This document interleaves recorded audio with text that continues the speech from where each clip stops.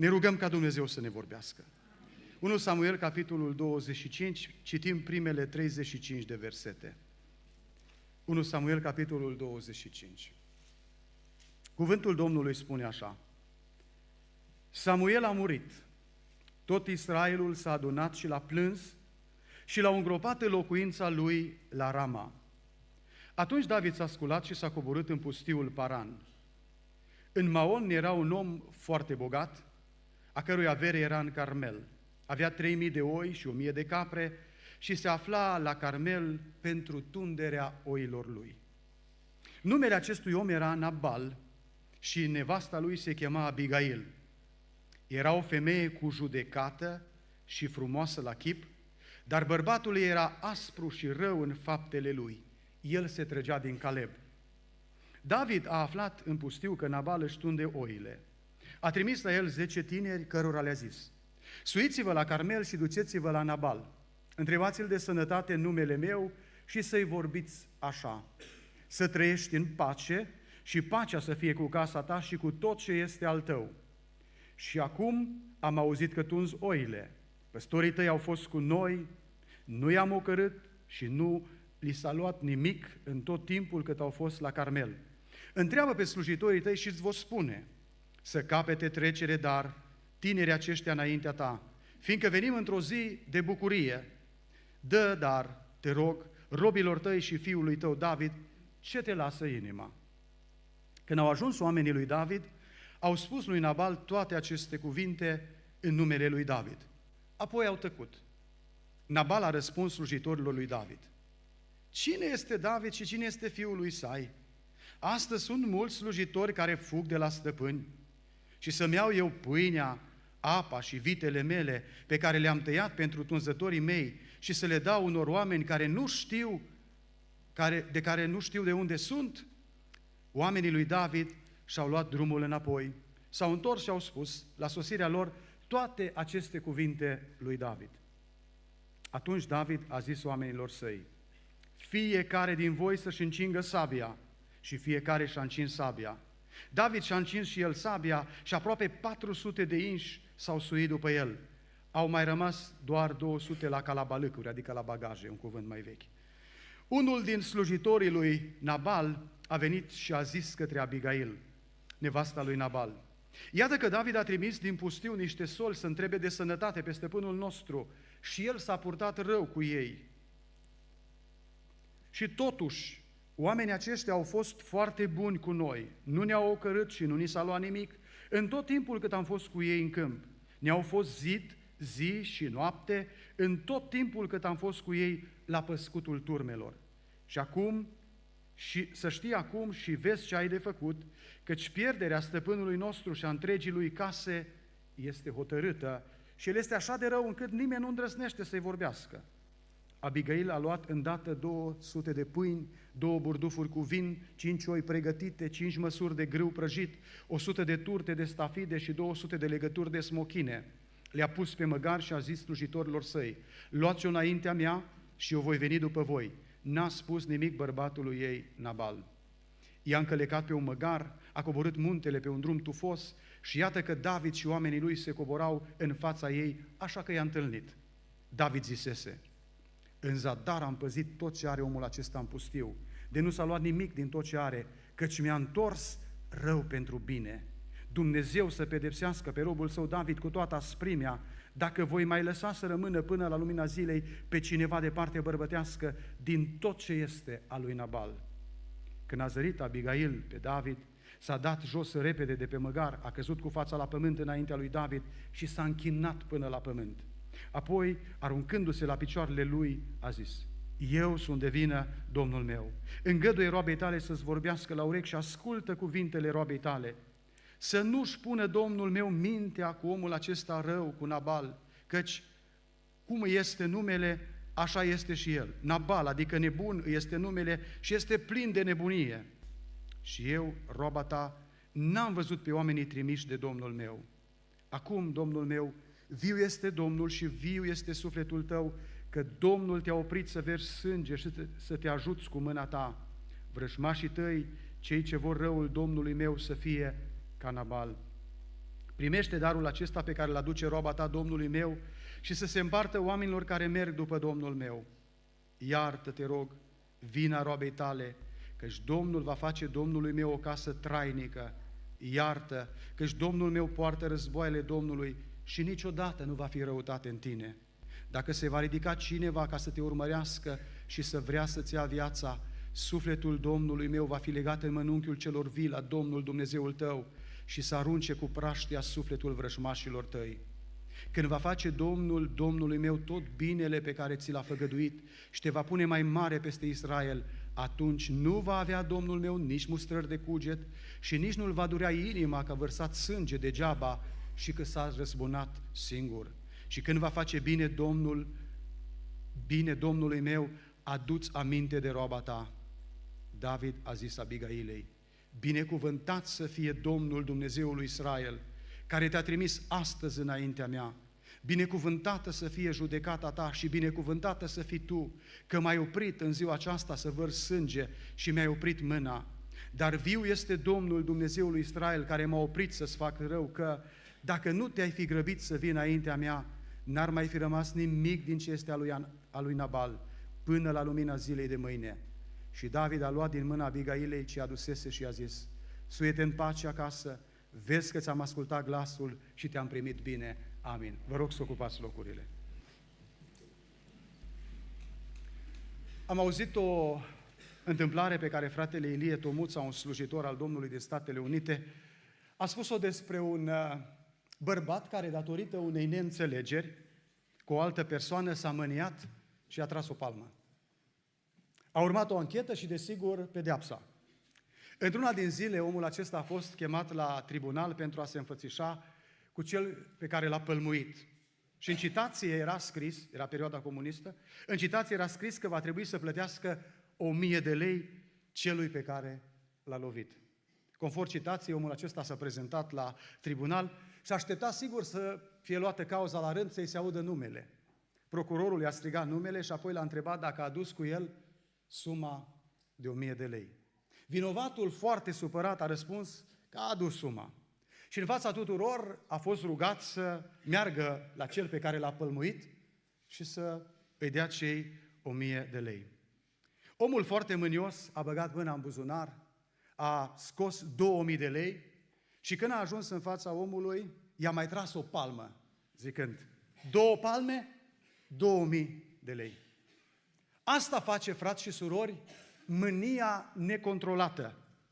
Oamenii preferă să piardă, dar să-și păstreze mânia. Ăsta a spus: mai 1000 de lei, nu contează, dar îmi exprim toată mânia pe care o am pe el, chiar aici, în public. Preferăm să pierdem uneori enorm de mult, dar să ne păstrăm mânia. Unii își pierd, după caz, soțul sau soția. În mânia lor își pierd partenerul de viață. Alții pierd pe cineva drag. Alții pierd pe cineva din familie. Alții își pierd sănătatea. Mânia îi îmbolnăvește psihic, la stomac, la inimă, îi distruge. Mânia. Alții pierd bani, ca și băiatul ăsta. Încă 1000 de lei, ce e asta? Nu contează. Important e să îmi exprim mânia pe care o am în inimă. Cel mai trist însă, frați și surori, este că mânia ne poate duce într-o stare în care să ne pierdem nu sănătatea și banii și pe cei dragi, ci mântuirea noastră. De aceea, în această seară, aș vrea să ne uităm la păcatul acesta. Acum vorbim despre noi, lăsăm pe alții cu păcatele lor, pe cei de afară. Ne uităm un pic la noi în seara asta, ne apropiem așa un pic de noi și vrem să vedem ce e în inima noastră. Și o să continui cu câteva întrebări. Nu trebuie să răspundem cu voce, sunt întrebări la care răspundem în timp ce eu le pun în mintea noastră. Când a fost ultima dată când te-ai mâniat? Pe cine te-ai mâniat? Pe soț sau pe soție? Dacă ești copil, pe tata sau pe mama? Dacă ești părinte, pe copil? Pe un coleg? Pe un vecin? Pe un frate sau o soră din biserică? Cum te-ai manifestat? Ai spart ceva? Ai trântit ceva? Ai fi vrut să fii o parte din cor și să te vadă atunci? E o întrebare. Ce exprima fața ta? Ce cuvinte ai rostit? Ce ton ai folosit? Ai fi vrut ca cineva să fie acolo cu telefonul și să înregistreze și în loc de predica mea să ne uităm la show-ul pe care l-ai făcut? Să stea toată biserica și în seara asta să se uite aici la înregistrare. Ai fi vrut să se întâmple asta? La cât a fost volumul atunci? Cât a fost de tare? Cât s-a auzit? Cum ai dormit în noaptea următoare? Ai putut să dormi liniștit?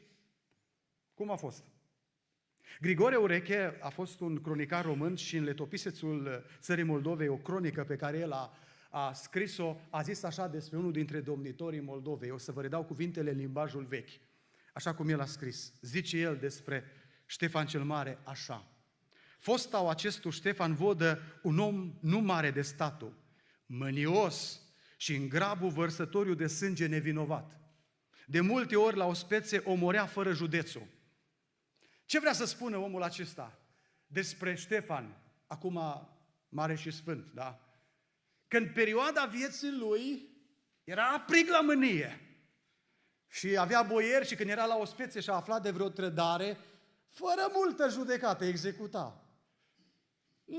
Nu gândea prea mult, își revărsa mânia. În Biblie, Dumnezeu este prezentat mânios, așa e, de exemplu, în Psalmul 2, versetul 5. Biblia îl prezintă pe Dumnezeu după ce oamenii fac o alianță și vor să scape de Dumnezeu și de planurile Lui, că Dumnezeu, în mânia Lui, le vorbește. Iată că Dumnezeu este prezentat în Biblie ca mânios. Apoi cunoaștem textul clasic din Romani 1:18. Mânia lui Dumnezeu se descoperă din cer. Dumnezeu își manifestă mânia. Dar mânia Lui este oare ca mânia omului? Mânia noastră este ca mânia lui Dumnezeu? Ce zice Domnul Iisus Hristos despre mânia noastră? În Matei, capitolul 5, versetul 22, Domnul Iisus Hristos le spune contemporanilor că oricine se mânie pe fratele său va cădea sub pedeapsa judecății, dar de la o mânie, chiar așa. Nu-i prea mult? Nu-i prea gravă pedeapsa? M-am mâniat și Domnul zice, fiți atenți la asta. Fiți atenți la asta. Când oamenii se mânie, acum vorbim despre noi, ajung să nu vorbească unul cu altul. Vine un duc de muțenie. Și poate că stau în aceeași casă și nu mai vorbesc, efectiv, mânios, nu vorbesc. Sau alții, atunci când se mânie, li se posomorăște fața. Așa e că atunci când te mâni, nu stai zâmbitor. Ai altă înfățișare, am altă înfățișare. Alții încep să dea din gură. Alții dau cu pumnul și de multe ori limba și pumnul se mișcă mai repede decât mintea, că asta este problema la mânie. Limba și pumnul se mișcă mai repede decât mintea. Mintea nu le mai ajunge din urmă. Iacov a vorbit cu niște oameni și citim în cartea lui, în primul capitol, de la versetul 19, următoarele cuvinte: știți bine lucrul acesta, prea iubiții mei frați. Dar ce știau ei? Și cum știau? Zice, bine știau.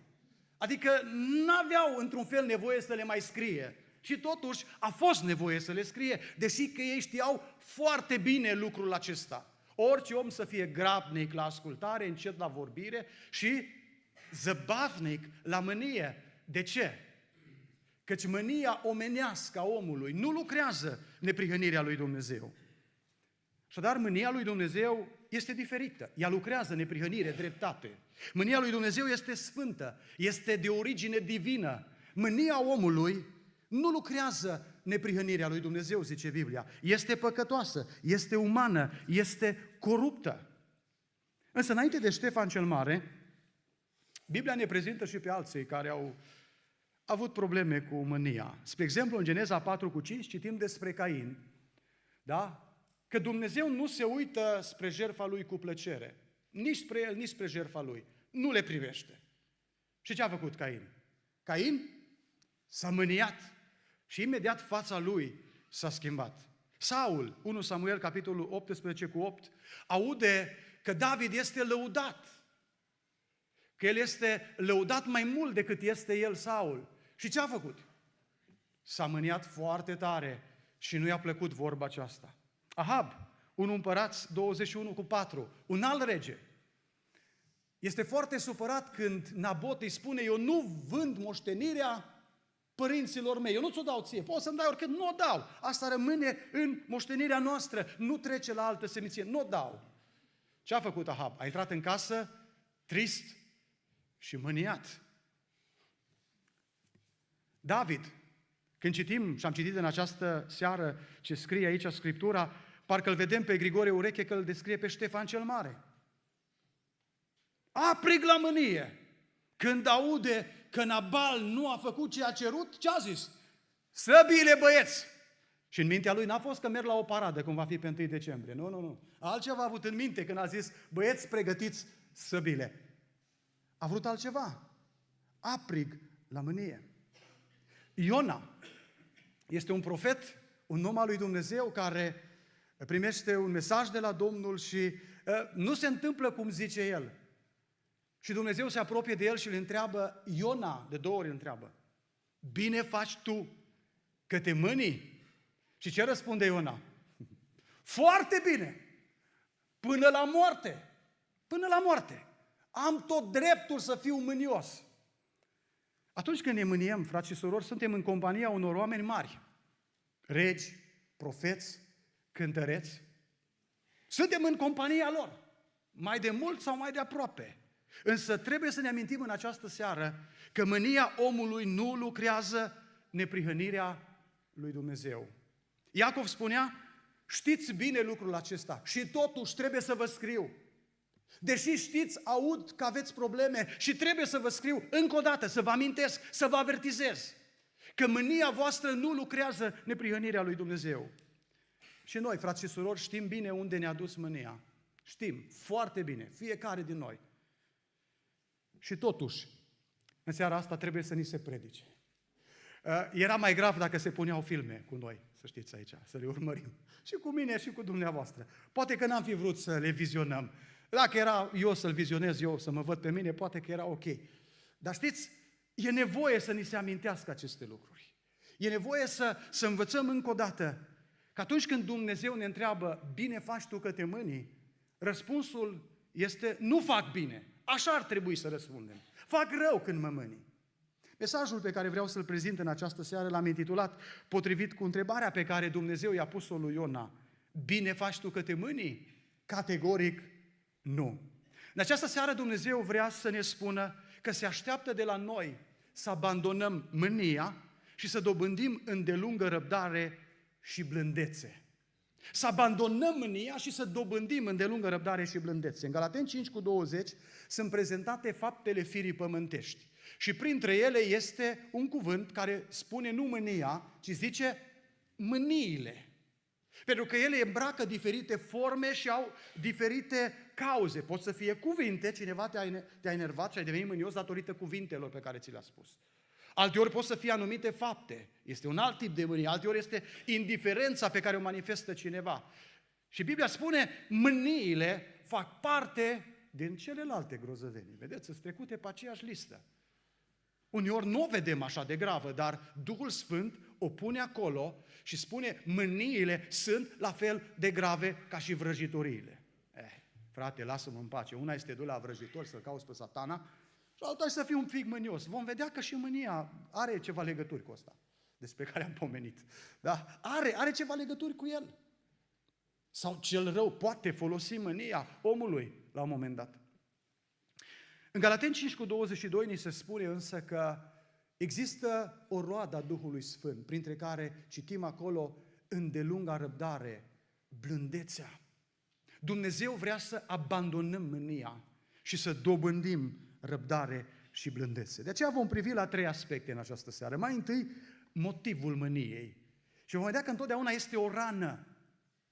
Omul devine mânios că cineva l-a rănit. Apoi vom vedea manifestarea mâniei, care înseamnă răzbunare. Omul mânios vrea să se răzbune. Și în final vom vedea, nu-i așa, medicamentul pentru mânie, care înseamnă să ne folosim rațiunea, mintea pe care ne-a dat-o Dumnezeu. Haideți să le luăm pe rând. Mai întâi, motivul.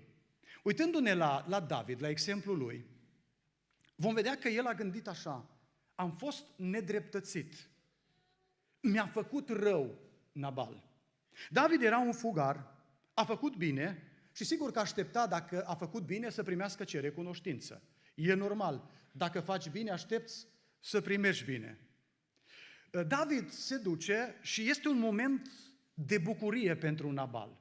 Atunci când îi trimite mesagerii și spune, dă ceva lui David și robilor lui, pentru că au avut grijă de tine, zice, venim într-o zi de bucurie. Ar fi putut, dacă noi n-am fi fost, să fie o zi de tristețe, ori să fii mort datorită bandelor de tâlhari care puteau să te omoare, ori să nu mai ai nimic de unde să dai, dar noi am vegheat, noi am avut grijă de tine, noi am fost lângă tine și e o zi de bucurie acum. Și pentru că ești într-o zi de bine și de bucurie, te rugăm, dă-ne ceva. Și a trimis acest mesaj. Deci a fost un moment în care David a vorbit, mesajul a venit, dă ceva robilor tăi, dar vedem mojicia sau brăsnicia acestui Nabal, care este arogant. Versetul 10 din pasajul citit ne spune că omul acesta a vorbit în aroganță și a zis, cine este David? Cine este fiul lui Isai? Eu știu cine e, Nabal. Sunt cineva. Dar cine e David? Un fugar. Apoi omul acesta a acuzat și a zis, păi mulți oameni fug, mulți robi fug de la stăpânii lor. Și apoi a argumentat să iau eu, versetul 11, să iau eu pâinea mea, să iau eu vitele mele, care le-am pregătit pentru tunzători. Și a argumentat atitudinea pe care a avut-o. Și mesagerii lui David îi duc mesajul acesta, spune versetul 12, îi duc mesajul acesta al lui Nabal, lui David. Și David face o judecată.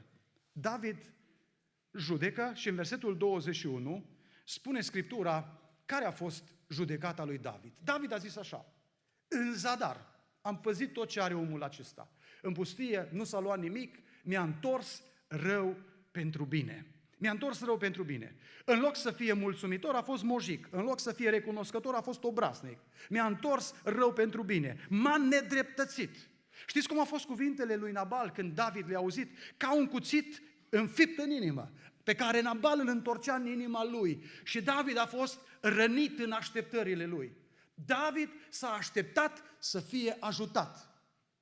Și în schimb, este rănit de atitudinea acestui om. Haideți să mai luăm un caz din Scriptură, luăm pe Iona, că am făcut referire la el. Dumnezeu îl trimite, nu-i așa, să meargă la cetatea Ninive. El a avut o teamă însă. Ne spune în capitolul 4, versetele 1 și 2, că el a avut o teamă, versetul 1 și versetul 2, apoi zice, Doamne, nu aceasta ziceam eu când eram încă în țara mea, tocmai lucrul acesta voiam să-l înlătur, fugind la Tars, că știam că Tu ești un Dumnezeu milos, ierți și așa mai departe. El a avut o frică atunci când Dumnezeu a zis, du-te la Tars, du-te la Ninive și predică ce ți-am spus, el a avut o teamă în inima lui. Și în versetele acestea, al doilea și al treilea din acest capitol, vedem că el s-a simțit trădat. Dumnezeu îl trimite, el are teama aceasta și se simte trădat de Dumnezeu. El se gândește, Dumnezeu m-a trădat, m-a trimis să spun ceva, eu una am spus, altceva s-a întâmplat și este rănit în orgoliul lui de profet. Este rănit. De ce ne mâniem noi? De ce ne manifestăm așa cum nu am vrea să se afle? Pentru că investim și noi iubire, investim încredere, investim timp, resurse și ne simțim de multe ori înșelați în așteptări și asta doare. Investești ca soț sau ca soție în relația din familie. Investești ca părinte. Faci investiții. Și când ești înșelat în așteptări, asta te rănește, te doare. Un exemplu în această privință este Naaman sirianul. 2 Împărați, capitolul 5, versetul 9. Înainte de acest verset știm istoria lui, Biblia spune că avea rană pe trup, avea lepră. Și aude în casa lui, prin acea fetiță din țara lui Israel, că dacă merge în Israel, profetul Domnului îl va vindeca, Elisei îl va vindeca. Face toate lucrurile, își face toate aranjamentele, are încredere în ce îi spune acea fetiță, pregătește resurse și a timp să se ducă, îl caută. Și aici Scriptura spune că este chiar în fața casei lui Elisei. Este acolo. Vine și se oprește. Și acum Scriptura ne prezintă în continuare care erau așteptările lui. Nu-i așa? Însă Elisei, printr-un sol, îi spune simplu, du-te, scaldă-te de 7 ori în Iordan și carnea ți se va face sănătoasă și vei fi curat. Dar care au fost așteptările lui?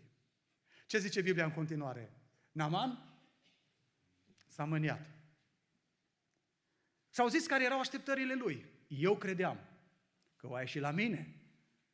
Demnitarii, când se întâlnesc cu cineva, nu vor să se întâlnească cu cineva mai jos decât ei. Dacă trimiți un secretar de stat, un președinte vrea să se întâlnească cu președintele, un prim-ministru cu prim-ministru, cu egalul lui, cu omologul lui. Nu vrea să se întâlnească cu unul mai jos. Asta pare o jignire, da? Vine o slugă să-mi spună ce să fac. Păi eu așteptam să vină el însuși, să cheme numele Domnului, să-și pună mâna pe locul rănii și să vindece lepra. Și a fost foarte mânios că a fost înșelat în așteptările lui. Ca o paranteză aici, e bine că a avut niște slujitori cu minte, deștepți, oameni care au zis, dacă ți-ar fi cerut Elisei un lucru greu, n-ai fi făcut. Păi uite câte lucruri grele ai făcut. Ți-ai luat timp, te-ai dus la împărat, ai primit scrisoare, ai adunat bani, ai pregătit toate lucrurile și ai venit până aici. Ce ți-a cerut greu? Ce bine este să ai lângă tine și să am lângă mine niște oameni care raționează atunci când noi suntem mânioși. Că asta se întâmplă când suntem mânioși. Mintea noastră e oarbă, nu mai vede. Și atunci e nevoie de niște oameni care nu sunt mânioși, pot să judece la rece, cum zicem noi, că la cald, știți așa, suntem înfierbântați. Și e nevoie de niște oameni care să fie lângă noi și să zică, respira adânc, relaxează-te, ia-ți o zi, două și pe urmă vorbește și fă anumite lucruri. Au fost lângă el și l-au ajutat. Dar omul acesta a fost rănit în sufletul lui. N-a mai contat în momentul acela lepra de pe el, rana pe care i-a produs-o, faptul că a fost înșelat în așteptări, a fost mai mare decât rana leprei, să știți, decât durerea aceea. A fost mai supărat de toată treaba aceasta. Și pe noi ne-au rănit cuvinte, oameni care au vorbit cu noi cum nu trebuiau să vorbească. Și pe noi ne-au rănit oamenii prin faptele lor, prin acțiunile lor. Alteori ne-au rănit prin nepăsarea lor, prin indiferența lor. Că și asta doare. Când investești într-o relație, când pui inimă și cineva e indiferent și distant, asta îți produce durere. Chiar dacă nu zice nimic, chiar dacă nu face nimic. Și atunci când suntem răniți prin cuvinte, acțiuni și indiferență, rezultatul este mânia. Și dacă Domnul ar veni să ne întrebe, bine faci tu că te mânii? Am zice, bine fac, Doamne, habar n-ai! Habar n-ai cât am investit, habar n-ai ce a zis, habar n-ai ce a făcut. Și știți ce ne spune Dumnezeu? Eu le cunosc pe toate, le știu pe toate. Chiar dacă tu crezi că eu n-am văzut, eu am fost acolo și chiar dacă n-a fost nimeni cu telefonul să înregistreze ce a zis, ce a făcut, cum e inima indiferentă, eu am notat totul cunosc. Dar noi răspundem, sunt îndreptățit să mă mâni, am toate motivele. Așadar, mânia, sigur, are sursă firea pământească, dar întotdeauna este acolo o rană pe care cineva ți-a făcut-o sau mi-a făcut-o. Haideți să vedem în al doilea rând manifestarea mâniei, care este răzbunarea. David primește raport, versetul 12 spune că slujitorii au venit și i-au spus toate cuvintele. L-au lăsat pe Nabal. Nabal, nebun, nu te pune cu el că îți pierzi timpul, n-are rost. L-au lăsat și s-au dus la David. Și care a fost reacția lui David? Ne spune Biblia în versetul următor, a zis fiecare din voi să-și încingă sabia. Și fiecare și-a încins sabia. Imediat, pe loc, atunci, a făcut o judecată rapidă. M-a rănit, m-a batjocorit, eu am făcut bine, el mi-a făcut rău, trebuie să plătească. Trebuie să mă răzbun. Asta a fost manifestarea mâniei, răzbunarea. Și reacția lui a fost rapidă, a fost radicală, spune versetul 22. În gândirea lui, el nu s-a limitat doar la Nabal. Mă duc la Nabal și îl execut. Și zice, tot ce este de parte bărbătească trebuie să moară. Tot. Să nu rămână nimic din ceea ce este bărbat. Nu contează vârsta. Toți trebuie să plătească. A fost răzbunător. Ce a gândit el? Lucrurile nu pot rămâne așa. Trebuie îndreptate, trebuie răzbunare. Asta a fost și în cazul lui Iona. La predica lui, ninivenii au avut o reacție. Ne spune Biblia că au început să strige la Dumnezeu. S-au pocăit. Și au început de la rege și până la dobitoace toți, post, să strige la Dumnezeu. Împăratul a dat poruncă în saci și strigăm la Dumnezeu, poate va avea milă de noi. Care a fost răspunsul lui Dumnezeu? Iona 3:10 spune Scriptura că Dumnezeu a văzut ce făceau ei. Frați și surori, când noi ne smerim, Dumnezeu vede. Când noi ne pocăim înaintea Lui, Dumnezeu vede. Chiar dacă nouă ni se pare că El e undeva departe, când eu mă smeresc, Dumnezeu vede. Dumnezeu a văzut că se întorceau și Dumnezeu s-a căit de răul pe care a hotărât să-l facă și nu l-a mai făcut. Ăsta a fost răspunsul lui Dumnezeu la reacția lor. Capitolul 4, versetul 3 ne arată răbufnirea lui Iona. Iona răbufnește. Când vede răspunsul lui Dumnezeu, zice, mai bine să mor decât să trăiesc. Se întâmplă să fim răniți în așteptările noastre. Se întâmplă să fim răniți în orgoliul nostru. Și atunci natura veche răbufnește și ea cere un singur lucru, răzbunare. Nu pot rămâne lucrurile așa. Și ca păstor întâlnesc situații de felul acesta. Vin frați și zic, frate, lucrurile nu pot să rămână așa, trebuie rezolvate. Nu pot să rămân așa. Nu pot. Am fost prea rănit. Mă doare prea mult. Trebuie să faceți ceva. Și uneori în răzbunarea noastră vrem sânge. Vorbesc acum figurat. Vrem moarte. Dacă nu, măcar o pedeapsă. Măcar o pedeapsă. Așa e că se întâmplă uneori ca cei mai buni prieteni să devină cei mai mari dușmani. Datorită rănilor. Să intervină dușmânia în familie, să intervină tot felul de stări datorită mâniei. Un exemplu în privința aceasta îl găsim în Luca, capitolul 15, de la versetul 25. Înainte de asta este istoria băiatului cel mic care pleacă și se distrează și acum se întoarce acasă. Fiul cel mare este la muncă, la ogor, când vine acasă aude muzică și jocuri. Dintr-o dată se gândește, tata îmi face o surpriză. Nu mă așteptam la asta. Oare ce surpriză mi-a pregătit tata? Că nu era nimic în programul de astăzi, muzică, jocuri, petrecere. Abia aștept să văd ce surpriză mi-a făcut tata. Și a chemat pe unul dintre robi și a întrebat ce este. Și robul îi dă raportul. Fratele tău a venit înapoi, tatăl tău a tăiat vițelul cel îngrășat, pentru că l-a găsit iarăși bine, sănătos. Care a fost atitudinea lui? Ce a făcut? S-a întărătat de mânie și nu voia să intre în casă. Acum ce a făcut casa aia lui, să nu vrea să intre în casă? Dacă spargi ceva când ești mânios, ce ți-a făcut obiectul ăla? Dacă trântești ceva, vezi, la mânie omul nu gândește, se răzbună pe obiecte neînsuflețite. Nu mai gândește atunci. Tatăl său iese afară și îl roagă să intre. Dar el zice, eu ca o slugă și așteptam ca vițelul ăsta să-l tăiem la nunta mea. Da? Și tu l-ai tăiat pentru derbedeu, pentru golanul ăsta, da? Așa mă tratezi pe mine. Mânios, supărat. Nu mi-ai dat nimic. Și tatăl îl roagă să intre, dar mânia îl împiedică să mai aibă relație cu tatăl lui. Atunci când suntem răniți, vin în mintea noastră gânduri firești de răzbunare. Ne asaltează Satana, le aduce, firea noastră le justifică. Uneori nu poți să dormi când ești mânios. Nu trebuie să-mi răspundeți. Știm cum e. Nu poți să dormi, numai acolo ți gândul, la rană. Te doare și te întorci de pe o parte pe alta și nu poți dormi. Altădată nu poți să mănânci. Ce ți-a făcut mâncarea sau patul, dacă e să vorbim așa? Nimic. Dar nu poți nici să mănânci de mânie. Stai acolo și nu vreau.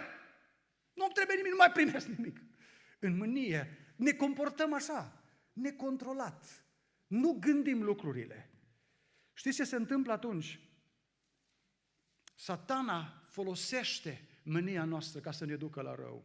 Un exemplu în privința aceasta de lipsă de viață în ce privește mânia și manifestările ei și supărarea, luăm din cartea Estera, da? Capitolul 5, versetul 9. Scriptura ne-l prezintă pe Haman, care așa cum spunea într-un limbaj mai vechi, spuneau românii, era pe cai mari, azi zicem e pe val. Da? Era pe val. Numai el și împăratul au fost la un ospăț într-o zi, de Estera, și Estera, versetele dinainte spun, numai ce a chemat, zice, mâine să vină din nou Haman. Și iese afară vesel și cu inima mulțumită. Dar când îl vede la poarta împăratului pe Mardoheu, care își vede de treaba lui, n-are treabă cu Haman. Dar ce se întâmplă cu Haman? El se umple de mânie împotriva lui Mardoheu. Știți că Hamanul din noi, mânios, pregătește și astăzi spânzurători? A pregătit atunci. Pregătește și astăzi. Știți ce îi lipsește uneori? Numai prilejul. Numai prilejul îi lipsește. Hamanul din noi pregătește și astăzi spânzurători. Hai să vedem un exemplu și din Noul Testament. Fiii lui Zebedei, Iacov și Ioan, 2 apostoli aleși de Domnul Iisus. La un moment dat, Domnul Hristos nu este primit într-o cetate. Știți ce fac ei? Se pregătesc să mitralieze cu argumente biblice. Ăștia nu ne-au primit să poruncim să se coboare foc din cer și să-i nimicească. Erau numiți fiii tunetului. Ce au zis? Un trăsnet și am rezolvat problema cu ăștia. Ce a zis Domnul Iisus Hristos? Nu știți cine vă conduce acum? Ce duh vă călăuzește? Cine vă conduce mintea voastră să gândiți așa? Pentru că Fiul omului n-a venit să-i trăznească pe oameni, ci Fiul lui Dumnezeu a venit să-i mântuiască pe oameni, să-i salveze pe oameni. A venit să-și dea viața pentru ei. Binecuvântat să fie Domnul. Omul rănit se mânie și cere răzbunare. Ai pe cineva la care dacă i s-a întâmplat ceva rău, vreo nenorocire, n-ai jeli prea mult? Te poți gândi la cineva. Dacă n-ai, slavă Domnului. Dacă ai, înseamnă că trebuie să iei împreună cu mine predica asta. Sau poate zici mai spiritual, nu zici, nu m-aș bucura de rău altuia, dar aș zice măcar că Domnul a făcut dreptate. Știi, așa vorbim biblic. Aș zice măcar că Domnul a făcut dreptate. Frați și surori, să nu uităm ce a zis Apostolul Pavel vis-a-vis de răzbunare. Romani, capitolul 12, versetul 19. A știut și ne-a scris și El, prea iubiților, nu vă răzbunați singuri, ci lăsați să se răzbune mânia lui Dumnezeu, căci Dumnezeu a zis, a mea este răzbunare, eu voi răsplăti. Ce să facem noi atunci când cineva ne rănește? În continuare spune Scriptura. Dimpotrivă, parcă o descrie aici pe Abigail, așa? Exact ce a făcut Abigail. Dacă este foame, și David și ăștia nu cultivau, erau niște fugari, se ascundeau de Saul, de armatele lui, erau flămânzi, erau însetați. Abigail exact asta face. Se ocupă de rana lui David într-un mod foarte interesant. Îi dă mâncare, îi dă de băut și astfel zice, aduni cărbuni aprinși pe capul lui. Nu vă lăsați biruiți de rău, ci biruiți răul prin bine. Frați și surori, niciodată focul nu se stinge cu foc. E nevoie de apă pentru asta. Nu poți să oprești mânia unui om tot prin mânie. E nevoie de blândețe, de îndelungă răbdare, de calm, de calm. Așadar, am văzut motivul mâniei, o rană pe care cineva ți-a produs-o. Am văzut cum se manifestă ea, că ea cere răzbunare. Haideți să vedem în final medicamentul care are de-a face cu rațiunea noastră, cu mintea noastră. În pasajul citit în seara aceasta, în 1 Samuel 25:3, Duhul Sfânt ține să menționeze ceva despre Abigail. Și anume că Nabal avea o nevastă pe care o cheamă Abigail. Și face două precizări despre această femeie. Că era cum? Cu judecată și frumoasă la chip. Când astea două se întâlnesc într-o femeie, e binecuvântat bărbatul ăsta care are astfel de femeie. Și de aia, dragi tineri, uitați-vă nu atât la al doilea cuvânt despre care este descris Abigail aici, că era frumoasă. Uitați-vă mai întâi la ce e în capul ei. E important asta. Când astea două se întâlnesc, se întâmplă minuni și s-a întâmplat și în cazul acesta. Duhul Sfânt spune că femeia aceasta, pe lângă frumusețe, folosea mintea ei. A știut. A venit slujitorul lor și a spus, Abigail, Nabal a făcut ceva foarte rău. Și a dat tot acest raport. Uite, noi am fost așa, am fost în pustie, acolo, fără să-i plătim pe oamenii ăștia. N-a trebuit să-i angajăm ca și bodyguards, ca și pază. Au fost lângă noi. Dacă noi suntem azi într-o zi de bucurie, dacă nouă ne-a mers bine, dacă toate lucrurile au mers așa de bine, dacă noi avem pâine pe masă și dacă voi sunteți bine ca familie, este pentru că David și oamenii lui au fost acolo lângă noi, zi-noapte, ne-au păzit. Au fost atâtea situații în care au respins pe tâlharii care veneau să ne facă rău. Suntem bine azi pentru că El a avut grijă. Așa este. Și această femeie, zice Biblia, că îndată, spune versetul 18. Dacă mânia lui David a fost imediat pe moment, Abigail, zice Biblia, îndată. A zis, nu-i timp de pierdut. Nu-i timp că atunci când omul e mânios, trebuie rezolvate lucrurile. Îndată ea și-a pus mintea la contribuție și a zis, lucrurile trebuie îndreptate, dar nu prin răzbunare și mânie, ci trebuie cu judecată sănătoasă și recunoștință practică. Și am citit în seara aceasta ce discurs a avut ea. Este extraordinar. Am putea să-l recitim, să vedem cum ea mijlocește în fața lui David și spune, eu sunt de vină, eu n-am fost atentă. Și aduce toate argumentele ca să fie salvată ea și familia ei. Versetul 25 ne spune așa, ce a zis această femeie lui David? Să nu-și pună Domnul meu mintea cu omul acela rău, cu Nabal. Căci așa cum este numele, așa este și el. De mic îl strigau Nabal. Și asta a rămas. I-a rămas toată viața. Așa l-au strigat de mică, l-au văzut ce apucături are. Și așa a rămas numele. Nu te lua după mintea lui. David, nu te coborî la nivelul lui. Pentru că totul pleacă de aici. Dacă noi gândim lucrurile, nu vom ajunge la răzbunare. E important. Femeia aceasta apelează la judecata lui David. Versetul 33. Spune David acum, când se uită la judecata ei, zice, binecuvântată să fie judecata ta. Tu ai cântărit lucrurile cum trebuiau cântărite. Tu le-ai întors pe toate fețele. Eu am avut doar negru înaintea ochilor și am zis, sabie, moarte, tot ce este a lui Nabal trebuie să moară. Dar tu ai văzut lucrurile diferit. Și a avut o rugăminte în discursul ei și a zis, când Domnul va face bine lui David, să-ți aduci aminte de mine. Știți ce a făcut David după ce a murit Nabal? A luat-o de soție. Era vremea în care se putea lucrul acesta și a zis, trebuie să am lângă mine o astfel de femeie. Vreau să am așa ceva lângă mine. Un cuvânt al ei este foarte important să fie spus. Am mijlocit și versetul 35 ne spune că s-a întâmplat un miracol. Judecata ei sănătoasă a oprit mânia justificată de data aceasta lui David. David putea să spună, Doamne-i drept să mă răzbun. I-am făcut numai bine. E o zi de bucurie și ar putea să dea un pic din ce are. Nu i-am cerut tot. Ar putea să fie recunoscător. Și David avea o mânie, într-un fel, îndreptățită, cum o avem și noi de multe ori. Și zicem, Doamne-i drept să mă mâni. Și totuși, dacă ne uităm în ansamblu, nu-i bine că lăsăm mânia să ne cuprindă inima. Haideți să ne uităm și la Iona. Când Dumnezeu îi pune de două ori întrebarea, bine faci că te mâni. Știți de fapt ce a vrut să zică Dumnezeu? Iona, hai un pic să le gândim lucrurile, hai un pic să le judecăm. A crescut acest curcubete, nu-i așa? Te-ai bucurat de umbra lui, ai așteptat să vezi nimicirea cetății Ninive și te-ai bucurat de umbră.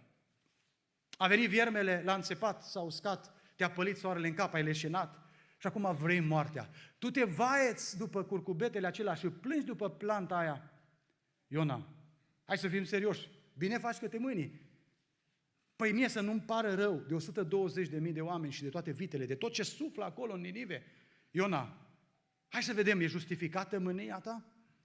Și sigur că Iona n-a luat în calcul toate aspectele. De aia mânia lui Dumnezeu e diferită de mânia noastră. Mânia noastră e limitată. Când noi ne mâniem, vedem doar așa în gust. N-avem vederea aceea de perspectivă. Dumnezeu când se mânie are o vedere de perspectivă și are în atenția Lui toate aspectele. De asta mânia noastră nu este bună. Este o vorbă în poporul român. Zice așa, hai să stăm strâmb și să judecăm drept. Adică, hai să ne deschidem mintea, să fim oameni înțelepți. Metanoia, ceea ce spune Pavel în Romani 12:2, este tocmai înnoirea minții. De multe ori, această primele cuvinte din versetul acesta, unii le interpretează de multe ori doar la șalopetă și spun să nu vă potriviți chipului veacului. Și încep să spun, nu faceți braz, să nu cântați colinde, eu știu tot felul de povești. Da? Și zice, asta e chipul veacului. Pe când Pavel spune aici că are de-a face chipul veacului cu mentalitatea noastră, cu felul în care mintea noastră e nouă sau e veche. Asta este schimbarea și înnoirea minții. O minte condusă de Duhul Sfânt. Și rodul sau roada Duhului Sfânt este răbdarea, nu mânia omului care lucrează păcat și moarte. Dacă ar fi să mergem acasă după predica asta, Domnul să ne ajute, asta e planul, dacă termin în timp, ajungem în timp, da, terminăm în timp, Domnul ne va ajuta. Mergem acasă și luăm o coală de hârtie. Și iarăși câteva întrebări. Să stăm acolo noi și Domnul și coala aia de hârtie. Și să zicem așa, întrebarea prima. Ce am câștigat până acum cu mânia mea? Și să încep să notez. Am crescut spiritual. Și notez acolo ce virtuți ai dobândit când te-ai mâniat. Asta. Împreună cu cunoștința, fapta cu fapta, înfrânarea cu înfrânarea, răbdarea cu răbdarea, evlavia. Au început să vină astea în timp ce mă mâniam. Le notez.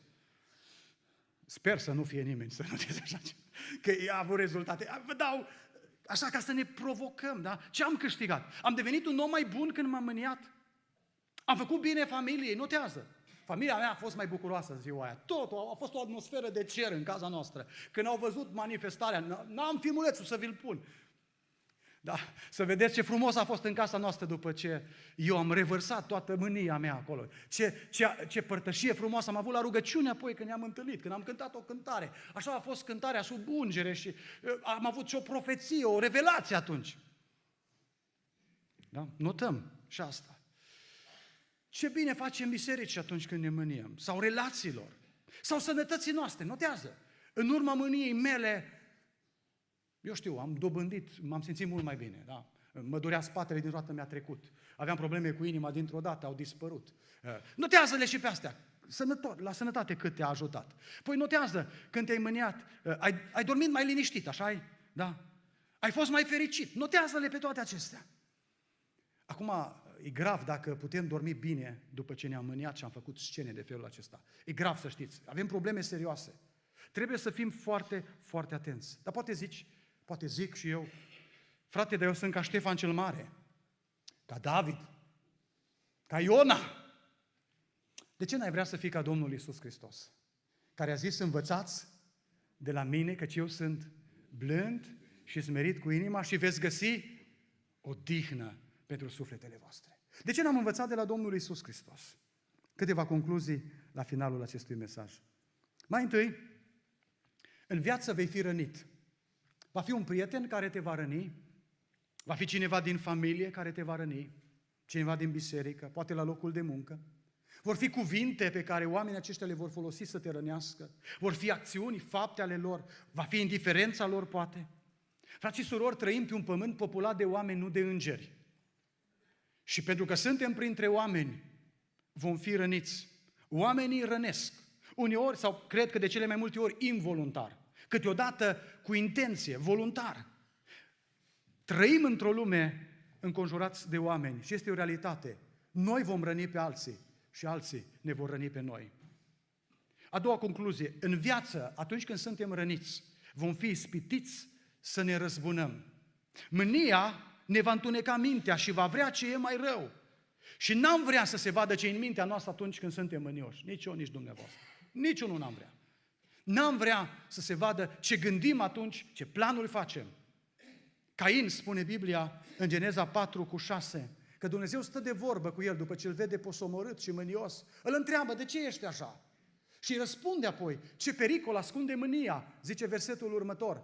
Păcatul pândește la ușă, dar tu să-l stăpânești. Iar în Efeseni, capitolul 4, versetul 26 și 27, Apostolul Pavel spune, mâniați-vă și nu păcătuiți. Se întâmplă să ajungeți acolo. Ați fost răniți și sunteți mânioși, dar aveți grijă să n-apună soarele peste mânia voastră. De ce? Cine așteaptă prilejul? Cine așteaptă? Satana e acolo. Diavolul e acolo, ca să intre și să facă distrugere. Nu-i dați ocazie. El va căuta să pună în mintea noastră, atunci când suntem mânioși, gânduri de răzbunare și vrem să vedem sânge, spunem, lucrurile nu trebuie să rămână așa. În viață vom fi ispitiți să ne răzbunăm. Dar în viață, frați și surori, a treia concluzie, să învățăm să ne controlăm mânia și să eliminăm manifestările ei. Cum pot să fac aceasta, poate întreabă cineva. Mai întâi să-mi recunosc slăbiciunea înaintea lui Dumnezeu. Să recunosc că da, mă asemăn cu Ștefan cel Mare, cu David, cu Iona, cu Cain, cu Saul și că am în firea mea aceleași porniri spre mânie ca și ale lor. Îndată scot sabia, nu pentru paradă, ci pentru execuție. Îndată sunt pregătit să lovesc și vreau să văd sânge, să-mi recunosc slăbiciunea. Atât timp cât mi-o justific, n-am nicio șansă să fiu schimbat. Trebuie să accept că am o problemă. Până când îmi justific păcatele, nu mă pot pocăi de ele. Mărturisirea păcatelor asta înseamnă să spun, Doamne, asta e problema mea. Sunt ca și Ștefan cel Mare, apreg la mânie. Fără judecată multă execut. Trebuie să fiu atent la asta. Trebuie să fiu atent la asta, să-mi recunosc slăbiciunea în fața lui Dumnezeu. Apoi trebuie să regret falimentele mele. Trebuie să mărturisesc păcatele și când Dumnezeu se apropie de inima mea ca și de inima lui Iona cu aceeași întrebare, bine faci tu că te mânii, să spun, nu fac bine, Doamne, numai rău am făcut. Am rănit în jurul meu, la mânie m-am răzbunat, am făcut numai rău, Doamne, nu fac bine că mă mânii, să-mi regret falimentele. Apoi, să-mi reînnoiesc dedicarea față de Domnul și cuvântul Lui. Știm bine lucrul acesta, prea iubiții mei frați. Orice om să fie zăbafnic la mânie. Predica asta, într-un fel, doar ne amintește ceea ce știm. De fapt, în biserică când venim, n-ar trebui să auzim lucruri noi de care n-am mai auzit sau pe care nu le-am întâlnit în Scriptură. În momentul în care se întâmplă asta, e pericol, să știți. Când auzim în biserică lucruri despre care n-am citit în Scriptură, revelații de nu știu care, lucruri despre care n-am mai auzit, e grav. De fapt, noi ne adunăm aici ca să ne amintim lucrurile pe care le știm. Lucruri pe care le știm. Așadar să ne reînnoim dedicarea față de Domnul și față de cuvântul Lui. Și să recurgem la puterea lui Dumnezeu, cu rana noastră, frați și surori. Să venim la Domnul care ne poate vindeca rana. Ce ziceți? Poate Dumnezeu vindeca rănile emoționale? Acelea care au fost făcute prin cuvinte spuse la mânie, prin fapte făcute la mânie, prin indiferență manifestată în mânie. Numai Domnul poate vindeca rănile noastre sufletești. Niciodată răzbunarea nu rezolvă rana din sufletul meu, mi-o agravează. Spunea cineva despre aspectul acesta, zice, mânia este ca un acid care face mari pagube vasului în care este ținut, decât lucrurilor peste care este turnat. Când eu țin mânie în mine, eu fac pagubă, în primul rând îmi fac pagubă mie. Nu știu care va fi următorul moment în care vei fi rănit sau voi fi rănit. Nu știm, niciunul dintre noi. Dar el va veni, că trăim între oameni. Va veni momentul acela. Dar știu că atunci când vei simți poate rana aceea și te va măcina și poate vei zice, dar cum a putut să zică ce a zis? Dar cum a putut să facă ce a făcut? Sau poate vei fi în situația în care zici, cum poate să fie atât de indiferent sau atât de indiferentă, după toate câte fac, o așa răceală, o așa distanțare, cum poate să fie așa de indiferent? În momentele acelea, amintește-ți că nu mânia este soluția, ci că Dumnezeu este Cel care vrea să se vadă în noi, nu chipul lui Ștefan cel Mare, nu chipul lui David din pasajul acesta, nu chipul lui Cain, ci chipul lui Hristos. Nu chipul lui Iona care spune, bine facă mâinii, Doamne, până la moarte. Vedeți, Iona, dacă n-au murit ninivenii, a zis, cineva tot trebuie să moară când se întâmplă o nedreptate. Da? Dacă nu mor ei, mor eu, dar cineva, sânge, trebuie să fie sânge. Asta spune mânia necontrolată. În momentele acelea să ne amintim că noi trebuie să se vadă chipul lui Hristos. Care atunci când a stat pe cruce, zice Biblia, și oamenii l-au batjocorit, putea să zică unui fulger, vino și ocupă-te de ei, că batjocoresc pe Creatorul. Dar în momentele acelea, Domnul Hristos, blând și smerit cu inima, a zis, Tată, iartă-i, că nu știu ce fac. Credeți? Hai să fim sinceri cu noi. Noi știm ce facem la mânie? Habar n-avem ce facem, ma prostii facem. Bai ne trezim și vedem, cum am putut să fac asta. Să fim îngăduitori cu oamenii, să nu ne răzbunăm, că la mânie nu știu ce fac, nu știu ce spun, nu știu cum se manifestă. Cred că fac bine, aduc argumente că e îndreptățită mânia lor, dar de fapt, ei nu știu ce fac. În această seară, Dumnezeu vrea să le spună, aș vrea să pun în tine chipul Fiului meu. Aș vrea atunci când cei din jurul tău se uită la tine, să vadă blândețe, să vadă îndelungă răbdare. Să vadă că atunci când tu te rogi pentru cei care îți fac rău, nu ceri foc din cer, nu ceri nici măcar o mică pedeapsă, Doamne, cât de cât, fă Tu dreptate, ci tu ceri milă, ceri viață, ceri mântuire. Judecata este a lui Dumnezeu. El este pe tron, El știe să judece, are o vreme pentru toate și vreau să vă spun că locul acela de judecător e deja ocupat, nu-i mai liber, n-ai cum. De asta a zis Domnul Hristos să fim atenți atunci când vrem să ne punem pe scaunul de judecată.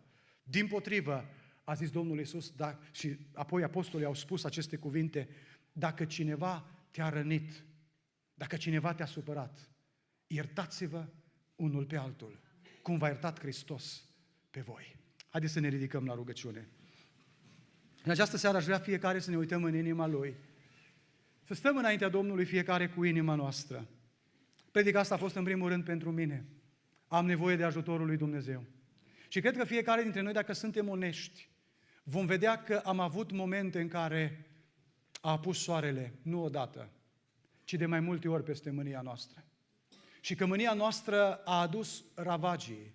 Și dacă totuși suntem bine azi, este pentru că Dumnezeu a intervenit în bunătatea Lui și nu ne-a lăsat pe drumul acela al răzbunării. Ne-a ieșit înainte, cum a ieșit lui David prin Abigail. A ieșit poate prin cineva care te-a sfătuit, nu-i bine ce faci. Nu-i bine să te comporți așa. Hai, schimbă lucrurile. Ne-a ieșit Dumnezeu înainte. Și suntem aici în această seară știind bine lucrurile acestea. Am vrea să ne rugăm, cum zice Iacov, nu doar să ne privim fața ca într-o oglindă și apoi să uităm îndată cum am fost, ci am vrea să ne pocăim.